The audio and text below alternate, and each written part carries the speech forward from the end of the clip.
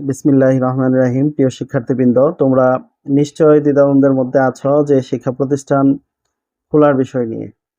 আসলে ষান্মাসিক সামষ্টিক মূল্যায়ন পরীক্ষা কয়েকটি পরীক্ষা হওয়ার পর শিক্ষা প্রতিষ্ঠান বন্ধ হয়ে গিয়েছে।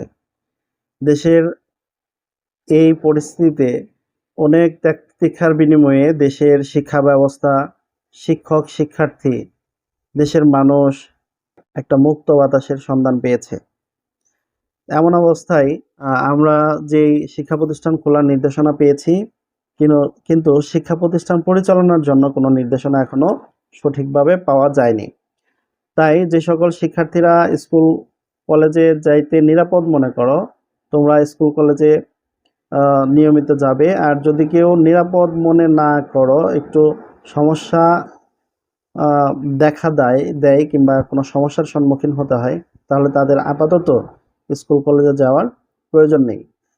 আশা করি যেহেতু আজকে আমাদের অন্তর্বর্তীকালীন সরকারের মাননীয় প্রধান উপদেষ্টা ডক্টর ইউনূস উনি দেশে এসেছেন এবং আজকে হয়তোবা শপথ বাক্য পাঠ করবেন। তো এর পরবর্তীতে দেখা যাবে যে 2-1 দিনের মধ্যেই আমাদের দেশের পরিস্থিতিটা স্বাভাবিকভাবে চলে আসবে। আমরা একটা স্বাধীন সার্বভৌম শিক্ষা ব্যবস্থা ফিরে পাবো এই আশা করি।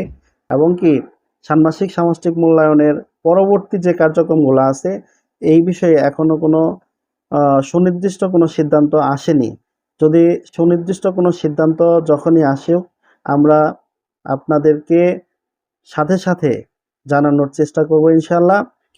তাই পরবর্তী সব ধরনের কার্যক্রম এবং শিক্ষা বিষয়ক সহায়তা পেতে আমাদের চ্যানেলটি সাবস্ক্রাইব করে পাশে থাকুন।